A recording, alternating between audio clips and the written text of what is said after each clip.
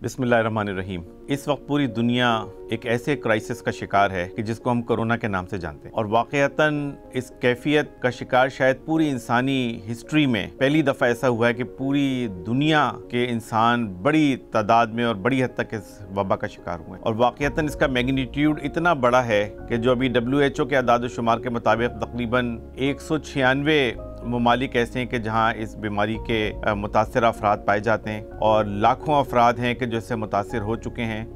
بہت بڑی تعداد میں ایسے لوگ ہیں کہ جو متاثر ہیں لیکن ان کے بارے میں کوئی ڈیٹا اویلیبل نہیں ہے، اور لاکھوں کی تعداد میں افراد ہیں جو اس سے جاں ہو چکے ہیں، اور ابھی یہ بیماری اور وبا اپنے طور پہ جاری ہے، تو جس کا جو بھی اثرات آنے وہ آئندہ 2-3 مہینے میں ہمارے سامنے آئیں گے۔ آج کی جو ہماری گفتگو کا موضوع ہے وہ ہے کہ اس بیماری کے حوالے سے ایک مکمل پکچر ہمارے سامنے آ جائے، تو اس لیے اس گفتگو کو میں نے 4 حصوں میں تقسیم کیا ہے۔ سب سے پہلا حصہ تو وائے ہے کہ آخر یہ وبا آئی کیوں ہے۔ اس کے بارے میں بہت ساری چیزیں ہیں کہ جو معاشرے میں چل رہی ہیں، اور وہ میں چاہتا ہوں کہ ساری آپ کے سامنے آ جائیں کہ جو اس کے حوالے سے سوچ ہے، آئیڈیالوجی ہے یا تھیوریز ہیں وہ کیا ہیں کہ یہ بیماری کس وجہ سے پیدا ہوئی ہے۔ دوسری بات ہے کہ یہ انفارمیشن ہو جائے کہ یہ ہے کیا بیماری۔ بہت سے لوگوں کو ابھی تک بھی پوری طرح اندازہ نہیں ہے کہ یہ انفیکشن ہے کیا، اور یہ کس طرح کام کرتا ہے، اور کس طرح انسانی جان کے لیے خطرناک بنتا ہے، اور اتنا جو دنیا میں جو کچھ ہو رہا ہے اس وقت وہ کیوں ہو رہا ہے اس بیماری کے حوالے سے، حالانکہ اس سے زیادہ خطرناک بیماریاں دنیا میں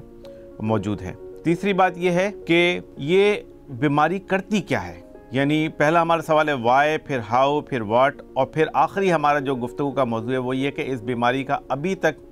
انسانی معاشرے پر کیا امپیکٹ ہوا ہے،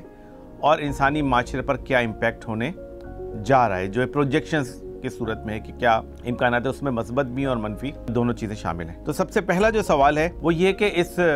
وبا کی جس نے آج پوری دنیا کو اپنی لپیٹ کے اندر لے ہوا ہے، اس کی وجہ کیا ہے۔ تو اس کی وجہ میں سب سے پہلی چیز تو یہی ہے کہ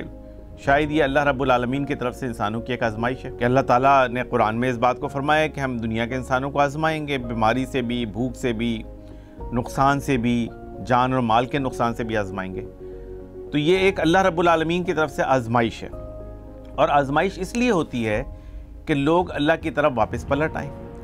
ایمان والوں کے ایمان میں اس کے نتیجے میں اضافہ ہو جائے۔ قرآن میں بہت سارے واقعات ایسے ہیں کہ جس میں اللہ تعالیٰ نے فرمایا کہ ہم نے ایمان والوں کو آزمایا، اور ایسی کیفیت تھی، خوف کی ایسی حالت تھی کہ ان کے کلیجے ان کے منہ کو آ گئے تھے، لیکن یہ آزمائش ایمان والوں کے ایمان میں اضافے کا باعث بنی، اور ایمان میں اضافے کا باعث کا مطلب یہ کہ یہ چیز ان کے لیے دنیا اور آخرت دونوں کے اندر کامیابی کی ضمانت بن جاتی ہے۔ تو ایک بہت آسان جو اس کی ایکسپلینیشن ہے وہ تو یہ ہے کہ یہ شاید اللہ رب العالمین کی طرف سے ایک آزمائش ہے پوری دنیا کے انسانوں کے لیے، اور اس لیے ہے کہ لوگ اللہ رب العالمین کی طرف واپس پلٹ آئیں۔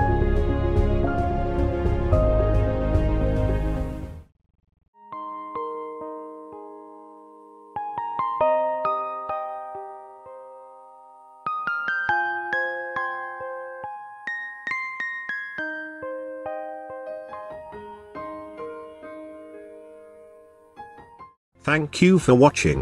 You can follow us on given links and subscribe our channel for more information. The Redolent.